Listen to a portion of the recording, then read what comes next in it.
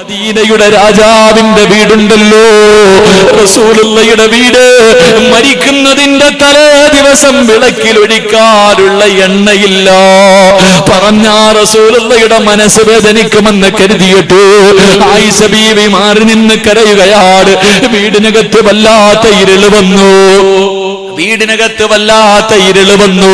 റസൂലുള്ളാഹി ചോദിച്ചു, ആയിഷ എന്തേ വിളക്ക് കത്തിക്കാത്തത്? റസൂലുള്ളാഹിനെ കെട്ടിപ്പിടിച്ചിട്ട് ആയിഷ ബീവി പറഞ്ഞു, യാ റസൂലല്ലാഹ്, വിളക്കിലൊഴിക്കാനുള്ള എണ്ണയില്ല നബിയേ, എണ്ണയില്ല നബിയേ. വിളക്കിലൊഴിക്കാൻ എണ്ണയില്ലാത്ത ഒരു വീടിനെ കുറിച്ച് ചിന്തിക്കുവോ? ആയിഷ ബീവി പറയുകയാ, എന്റെ വീടിനകത്തെങ്ങാണം വിളക്കിലകത്തൊഴിക്കുന്ന എണ്ണയുണ്ടായിരുന്നെങ്കിൽ ലൗകാന ഇന്ധനാദുഹിന്, ആ എണ്ണയെടുത്ത് കുടിച്ചിട്ട് എന്റെ വിശപ്പ് മാറ്റുമായിരുന്നു എന്ന് മഹദി ആയിഷ. റസൂലുള്ളാഹി 63ാമത്തെ വയസ്സിൽ വഫാത്തായല്ലോ. റബീഉൽ അവ്വൽ 11 വൈകുന്നേരമായപ്പോ അല്ലാഹുവിന്റെ റസൂൽ രോഗം പിടിച്ചിട്ട് കിടക്കുകയാണ്. പെട്ടെന്ന് ബോധം വന്നപ്പോ അവിടെ കിടന്ന് വിളിക്കുന്നു, ആയിഷ ആയിഷ ആയിഷ, ഒന്നടുത്തേക്ക് വരുവോ ആയിഷ. ആയിഷ ബീബി റസൂലുള്ളാഹിയുടെ അടുത്തേക്ക് ഓടി വരുമ്പോ അല്ലാഹുവിന്റെ റസൂൽ പറയുന്നു, ആയിഷ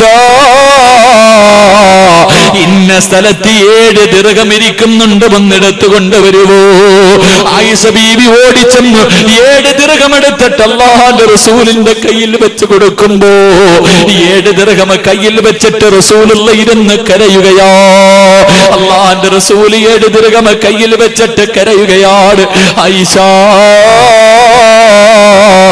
ഇതെന്റെ കയ്യിലിരിക്കുന്ന സമയത്താണ് ഞാൻ മരിച്ചു പോകുന്നതെങ്കിൽ റബ്ബിന്റെ മുന്നിൽ രക്ഷപ്പെടില്ലല്ലോ ആയിഷ. എന്റെ കണ്ണടയുന്നതിന് മുമ്പ് ഇതാർക്കെങ്കിലും കൊണ്ടുപോയി കൊടുക്കായിഷ. തന്റെ വീടിനകത്ത് അവസാനമായിരുന്ന 7 ദിർഹമും അല്ലാഹുവിന്റെ റസൂല് സദഖ കൊടുക്കുകയാണ്. അല്ലാഹുവിന്റെ റസൂല് സദഖ കൊടുക്കുകയാ. 1 രൂപ പോലെ സ്വന്തമായിട്ട് കയ്യിലില്ല. ഇങ്ങനെ ജീവിച്ച പ്രവാചകന്റെ വഫാത്ത് എങ്ങനെയായിരുന്നു? എന്റെ പ്രിയമുള്ള വാപ്പാ, പണത്തെ വല്ലാതെ മോഹിക്കുന്ന വാപ്പാ, തന്റെ കയ്യിലിരുന്ന അവസാന ദിർഹവും സദഖ കൊടുത്തിട്ട് ഈ ലോകത്തോട് യാത്ര പറഞ്ഞ നബി മുഹമ്മദ് മുസ്തഫ സല്ലല്ലാഹു അലൈഹി വസല്ലമ തങ്ങള് രോഗം പിടിച്ചിട്ട് ബോധമില്ലാതെ വീടിനകത്ത് കിടക്കുകയാണ്. റസൂലുള്ളാഹി ചലിക്കുന്നില്ല. ആയിഷ ബീവിയും ഫാത്തിമ ബീവിയും വീടിനകത്തിരുന്ന് കരയുകയാ. രണ്ടുപേരും കരഞ്ഞുകൊണ്ടിരിക്കുമ്പോ വീടിന്റെ കവാടത്തിൽ ഒരു സലാം കേൾക്കുകയാണ്. അസ്സലാമു അലൈക യാ അഹ്ല ബൈത്തിൻ നബുവ ഇഫ്തഹിൽ ബാബ്. അല്ലാഹുവിന്റെ പ്രവാചകന്റെ കുടുംബമേ വന്ന് വാതിൽ തുറക്കുമോ. ഫാത്തിമ ബീവി വിളിച്ചു പറഞ്ഞു, എന്റെ ഉപ്പയ്ക്ക് സുഖമില്ല, രോഗമാണ്, സംസാരിക്കാൻ കഴിയില്ല, എന്റെ ഉപ്പയ്ക്ക് ഒട്ടും വയ്യ, നിങ്ങൾ പോയിട്ട് പിന്നെയും വരുവോ. കുറെ സമയം കഴിഞ്ഞ് പിന്നെയും സലാം പറയുകയാ. ഫാത്തിമ പടം ഇതുപോലെ വിളിച്ചു പറയുകയാ. മൂന്നാമതും വീടിന്റെ കവാടത്തിൽ അസ്സലാമു അലൈക യാ അഹ്ല ബൈത്തിൻ നബുവ ഇഫ്തഹിൽ ബാബ്. അല്ലാഹുവിന്റെ റസൂല് ചോദിച്ചു, ഫാത്തിമ ആരാ മോളെ? സലാം പറയുന്നത് ആരാ മോള്? ഫാത്തിമ ബീവി റളിയല്ലാഹു തആല വീടിന്റെ കവാടത്തിലൂടെ നോക്കിയിട്ട് അവിടെന്ന് പറയുന്നു, വാപ്പാ കണ്ടിട്ട് പേടി തോന്നുന്നു വാപ്പാ, ഇന്ന് വരെ ഈ മനുഷ്യനെ ഞാൻ കണ്ടിട്ടില്ല വാപ്പാ, ഈ മദീനക്കാരനല്ല വാപ്പാ. അല്ലാഹുവിന്റെ റസൂല് പറഞ്ഞു, വാതിൽ തുറക്ക് ഫാത്തിമ, വാതിൽ തുറക്ക് ഫാത്തിമ. എന്റെ ശബ്ദം കേൾക്കുന്ന പെങ്ങള് കടന്നു വന്നതാരെന്നറിയുമോ? മലക്കുൽ മൗത്ത് അസ്റായീൽ. റസൂലുള്ളാഹിയുടെ റൂഹ് പിടിക്കാമെന്നതാ, ലോകത്തിന്റെ നേതാവിന്റെ റൂഹ് പിടിക്കാമെന്നതാ. ആ കോലം കണ്ടിട്ട്, ആ രൂപം കണ്ടിട്ട് ഫാത്തിമ പോലും പേടിച്ചു പോയി. പെങ്ങള്, നീയും കാണണ്ടവളോ? വരും പൊന്നുമോള്, എന്റെ പ്രിയമുള്ള വാപ്പാ, നിന്റെ മുന്നിലും മലക്കുൽ മൗത്ത് വരുമല്ലോ, നിനക്ക് നിഷേധിക്കാ കഴിയുമോ? കുല്ലു നഫ്സിൻ ദായിഖത്തുൽ മൗത്ത്. ഒരു ദിവസം വരും വാപ്പാ, എങ്ങനെയാ വരുന്നതെന്ന് നീ ചിന്തിച്ചിട്ടുണ്ടോ? അല്ലാഹുവേ, റസൂലുള്ളാഹിയോട് റസൂലുള്ള ചോദിച്ചു, അസ്റായീലേ, എന്തിനാ വന്നത്? എന്നെ കാണാമെന്നതാണോ? യാ റസൂലല്ലാഹ്, അനുവാദം തന്നാ റൂഹ് പിടിക്കാമെന്നതാ നബിയേ. റസൂലുള്ള അനുവാദം കൊടുക്കുകയാണ്. കാലിന്റെ തള്ളവരിൽ നിന്ന് അസ്റായീൽ റൂഹ് പിടിക്കാൻ തുടങ്ങി. റസൂലുള്ള തിരിഞ്ഞും മറിഞ്ഞും കിടക്കുകയാ. ചാടി എഴുന്നേക്കുന്നുണ്ട്, പിന്നെയും കിടക്കുകയാണ്. അവസാനം അല്ലാഹുവേ, റസൂലുള്ള പറയുന്നു, അസ്റായീലേ, ഒന്ന് പതുക്കെ പിടിക്കുമോ അസ്റായീൽ? എന്നെ കൊണ്ട് സഹിക്കുന്നില്ല അസ്റായീൽ, എനിക്ക് വേദനിക്കുന്നു അസ്റായീൽ. അല്ലാഹുവിന്റെ റസൂൽ ഇങ്ങനെ പറയുമ്പോ മലക്കുൽ മൗത്ത് കരഞ്ഞുകൊണ്ട് പറയുന്നു, യാ റസൂലല്ലാഹ്,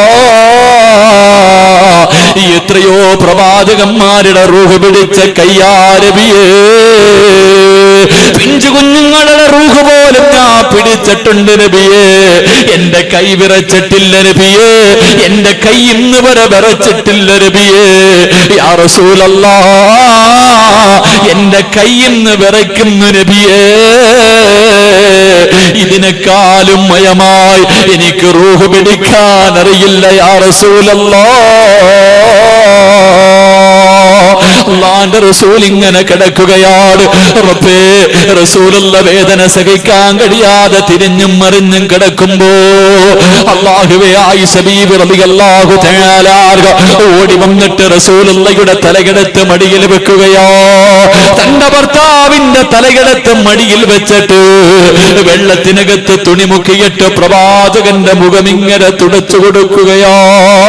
കാരണം വേദന സഹിക്കുന്നില്ലല്ലോ, വേദന സഹിക്കാൻ കഴിയുന്നില്ലല്ലോ. അല്ലാഹുവിന്റെ പ്രവാചകന്റെ മുഖം തന്റെ പ്രിയപ്പെട്ട ഭാര്യ ഇങ്ങനെ തുടച്ചു കൊടുക്കുമ്പോ റസൂലുള്ളാഹി ആയിഷ ബീവിയുടെ കയ്യിൽ പിടിച്ചിട്ട് അവിടുന്ന് പറയുന്നു, ആയിഷ,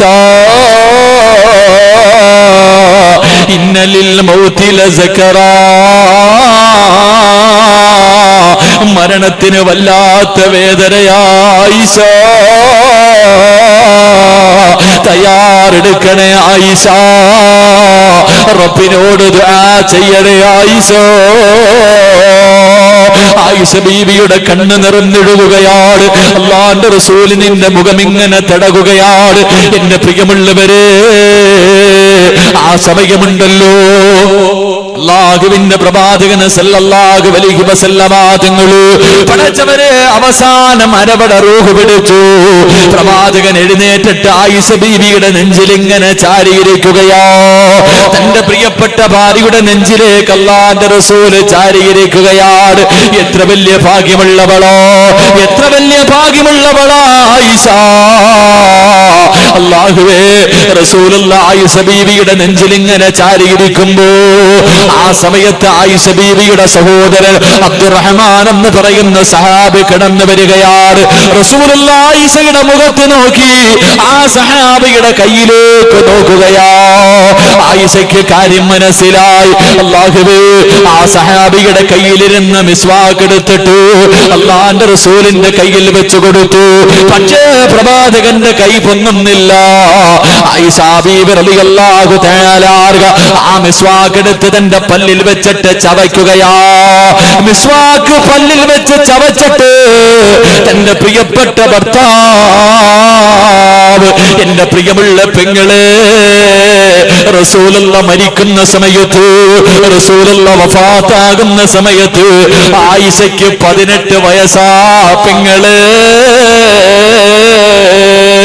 18 വയസ്സുള്ള പ്രിയപ്പെട്ട ഭാര്യ തന്റെ ഭർത്താവിനെ നെഞ്ചിലേക്ക് ഇങ്ങനെ ചേർത്ത് വെച്ചിട്ട് തന്റെ വായിക്കകത്ത് വെച്ച് ചവച്ച മിസ്വാക്ക് എടുത്തിട്ട് ഉമ്മ കുഞ്ഞുങ്ങളുടെ പല്ല് തേച്ചു കൊടുക്കുന്നത് പോലെ, ഉമ്മ കുഞ്ഞുങ്ങളുടെ പല്ല് തേച്ചു കൊടുക്കുന്നത് പോലെ തന്റെ ഭർത്താവിനെ മാറിടത്തിൽ ഇങ്ങനെ ചേർത്ത് വെച്ചിട്ട് മഹദി ആയിഷ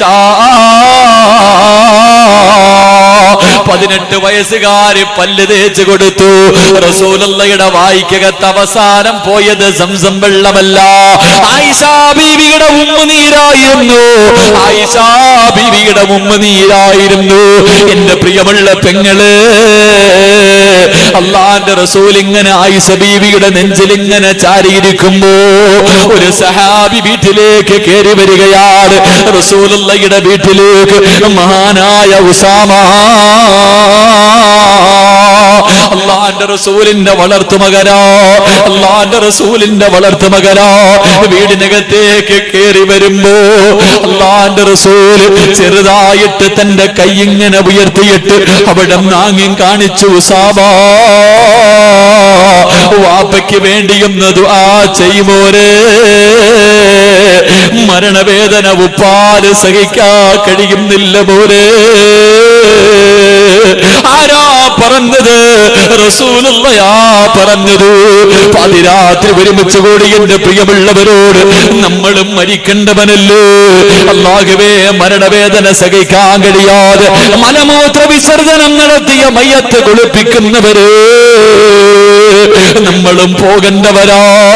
റസൂലുള്ള പോലും മരണവേദന സഹിക്കാൻ കഴിയാതെ കരഞ്ഞു പോയതെങ്കിലും അല്ലാഹുവിന്റെ പരിശുദ്ധമായ ഖുർആനിലെ ഒരായത്ത് പോലും, ഒരു സൂറത്ത് പോലും മനസ്സില്ലാത്തവര് നിന്റെ മരണം എങ്ങനെയാവോരൂ? ജീവിതത്തിലെ ചെയ്തത് മുഴുവനും മറന്നു. ഇന്നത്തെ ഒരു ദിവസത്തെ കണക്കടക്ക് ചെറുപ്പക്കാരാ, ഇന്നുറക്കത്തിൽ നിന്ന് എഴുന്നേറ്റത് മുതൽ ഈ സ്വർഗത്തിലിരിക്കുന്ന ഈ സെക്കൻഡ് വരെ ഒന്ന് എണ്ണടാ. എത്ര കോടിക്കണക്കിന് പാപം ചെയ്തവരാ. കണ്ണുകൊണ്ട് കണ്ടത് പാപമല്ലോ, ചെവി കൊണ്ട് കേട്ടത് പാപമല്ലോ, നാവ് കൊണ്ട് പറഞ്ഞത് പാപമല്ലോ, കൈ കൊണ്ട് പിടിച്ചത് പാപമല്ലോ, കാലുകൊണ്ട് നടന്നത് പാപത്തിലേക്കല്ലോ, ഹൃദയം കൊണ്ട് ചിന്തിച്ചതുപോലെ പാപമല്ലോ. ഇന്നത്തെ ഒരു ദിവസത്തെ കോടാനുകോടി പാപം ചെയ്ത ഞാനും നിങ്ങൾ ഇന്ന് രാത്രി എങ്ങാളം മരിച്ചുപോയോ? റബ്ബേ ചിന്തിക്കുവാപ്പാ, ചിന്തിക്കു ചെറുപ്പക്കാരാ, ചിന്തിക്കു പെങ്ങള്. അതുകൊണ്ട് പടച്ചവരോട് ദുആ ചെയ്തു, അല്ലാഹുവേ ഞങ്ങളുടെ മരണവേദന കുറിച്ച് തരണേ അല്ലാ, ഞങ്ങളുടെ മരണവേദന കുറിച്ച് തരണേ അല്ലാ. റബ്ബേ നീ ഞങ്ങൾക്ക് നല്ല മരണം നൽകടേ തമ്പുരാനെ. ഷഹീദിന്റെ കൂലി കിട്ടുന്ന വെള്ളിയാഴ്ച രാവിലെ മരിക്കാ ഞങ്ങൾക്ക് ഭാഗ്യം നൽകണേ അല്ലോ. ഈ ഒരുമിച്ച് കൂടൽ അതിനൊരു സബബാക്കണേ റബ്ബേ.